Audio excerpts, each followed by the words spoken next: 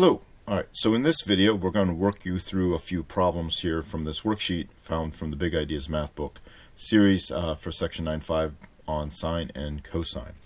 So it's just a series of problems that we might typically see, and it's a good mix. Alright, nothing too hard and nothing too easy. Alright, good mix. Alright, so here we go. So we're going to start off by asking you, just simply put, what's the ratio that we're looking for?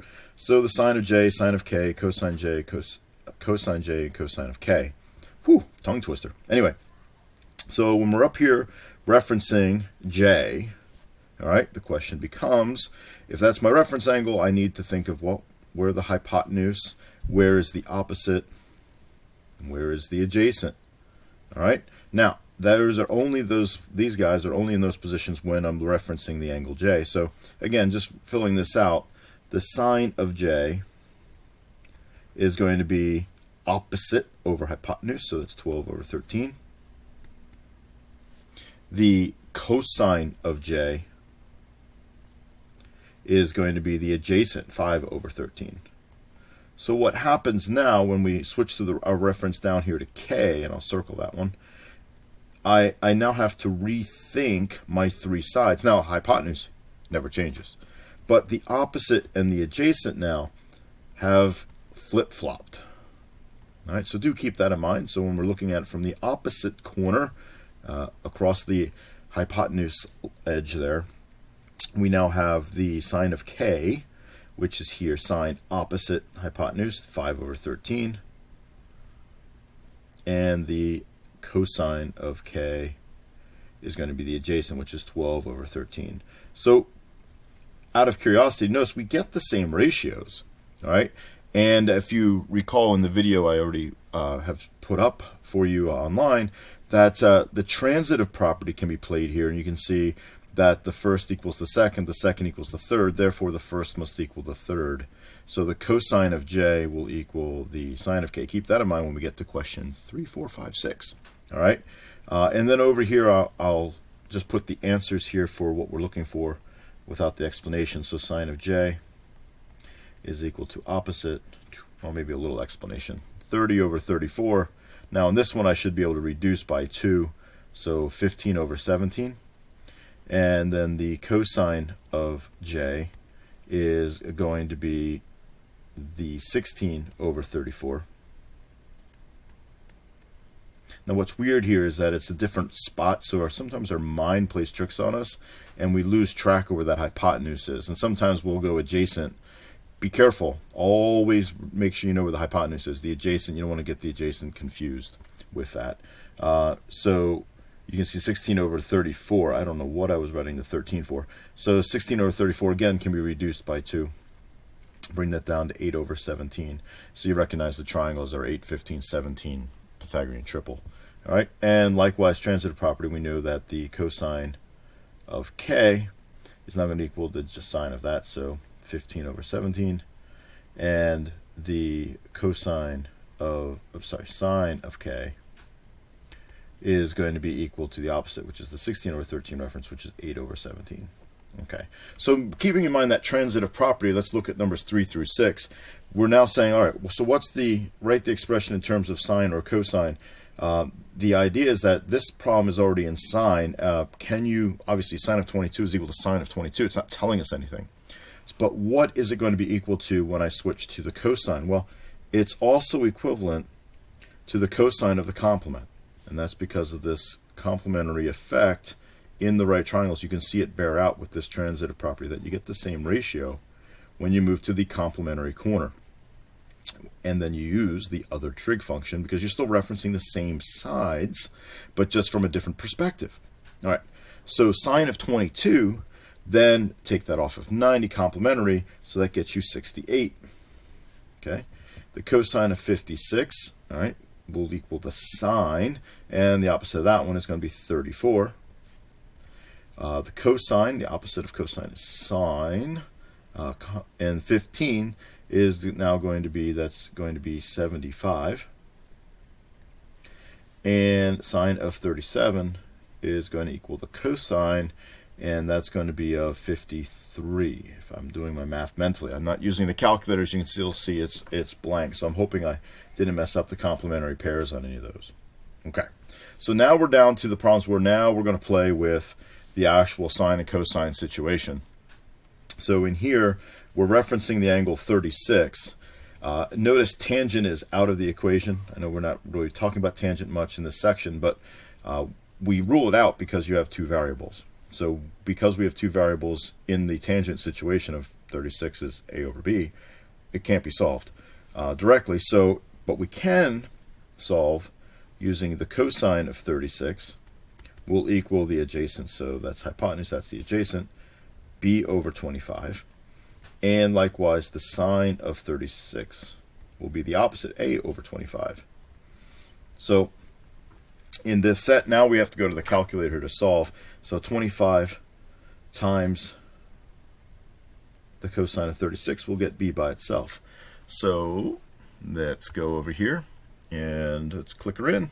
So we've got 25 times cosine of 36, cosine 36, and that's going to be equal to 20.2254.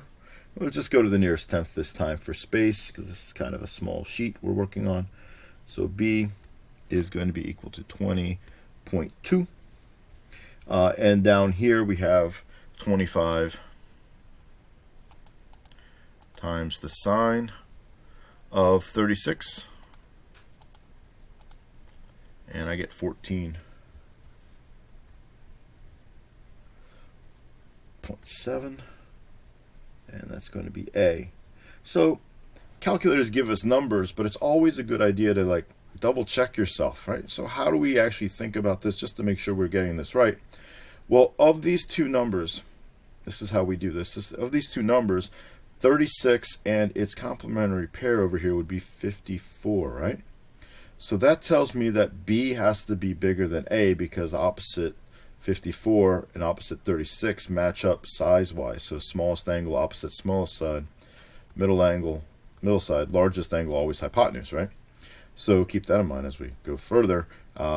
That means the B must be bigger, and of course, yep, there it is, 20.2 is bigger than 14.7. So we can see that we did our relationships right, and kind of a double check to make sure we even set up the right equations a little bit.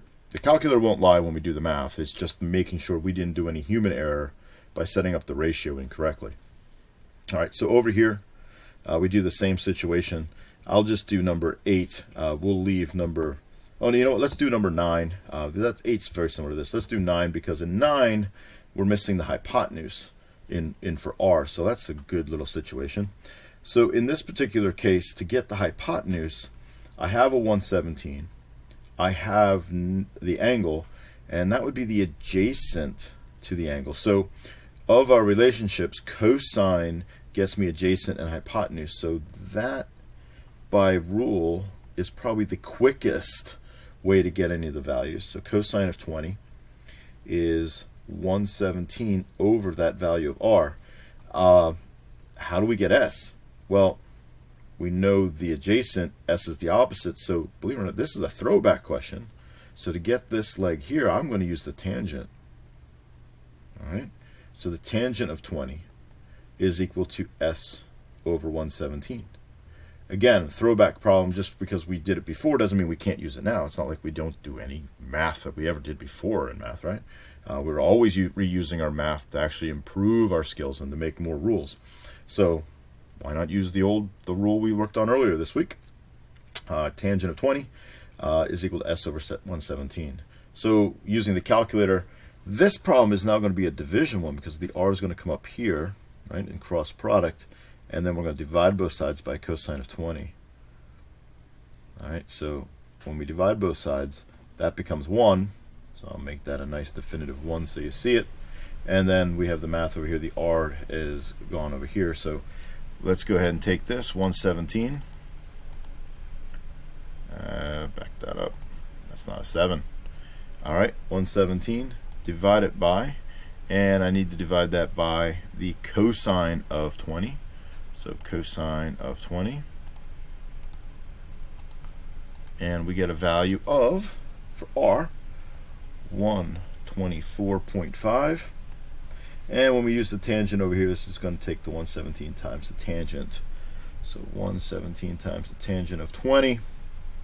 So 117 times the tangent of 20.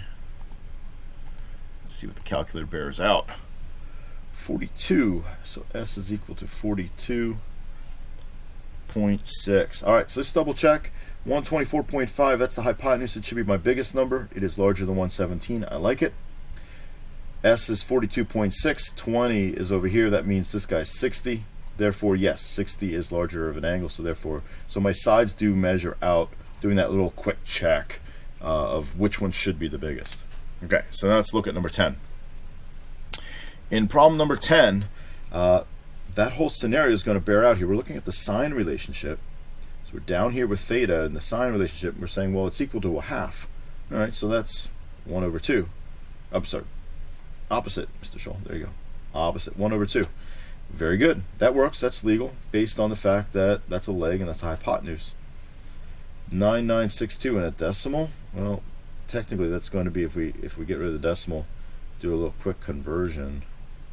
That's 10,000 underneath the 9962, right? So therefore you can see 9962 over 10,000. That's legal. That's a leg. That's a hypotenuse. They're legal size. And 3 over 4. That's legal.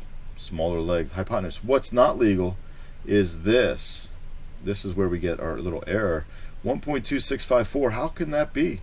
Well, that means that this number over here has to be greater than the hypotenuse value when we do the ratio. So whatever x over y is to get this, whatever those numbers are, to get the numbers, to get something over 1, x had to be bigger. Well, that's a problem. You can't have that. All right? So this ratio is illegal. That means the leg is bigger than the hypotenuse. So somebody probably flipped their stuff around if you're thinking that's what it's going to be equal to. All right, last problem on the sheet. All right. Angle of depression. All right, an angle of depression is similar to the idea of the angle of elevation, except we're looking down now. So from the ship, we're looking down. So our theta value is in here. Now think about it from the diver's perspective back to the ship. Hint, hint, look at this. The diver looks back up at that angle. So guess what? Those values are actually going to be the same because of that parallel line rule and alternate interior angles. Interesting. Well, anyway, that's probably for another problem. But this situation, here's our angle. Here's our x, it's our hypotenuse. And that's the opposite side. So which relationship should I be using?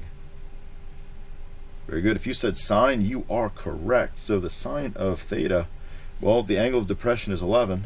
So we know that a sine of 11 degrees is equal to the opposite 120 over the fact that it's an x. And all we have to do is solve this problem for our x value to see exactly how long this cord is, the air tube or whatever they're saying that this is for the diver to swim back to the boat. So 120 over sine of 11. So let's get that rolled. So 120 divided by the sine of 11. Close parentheses. And we find out the diver is a total of 628.9. All right, they say the nearest foot, so we'll round that up to 629 feet. All right, from there, so the diver's got to swim back that far. That's how far the diver's got to swim to get back. So hopefully the diver has enough air in the tank. All right, well, I hope you enjoyed going over the problems. You can, again, review, go backwards, rewind, fast forward through to whatever problem you want to see again. Good luck with the assignments that are upcoming, and we'll see you in the next set of videos.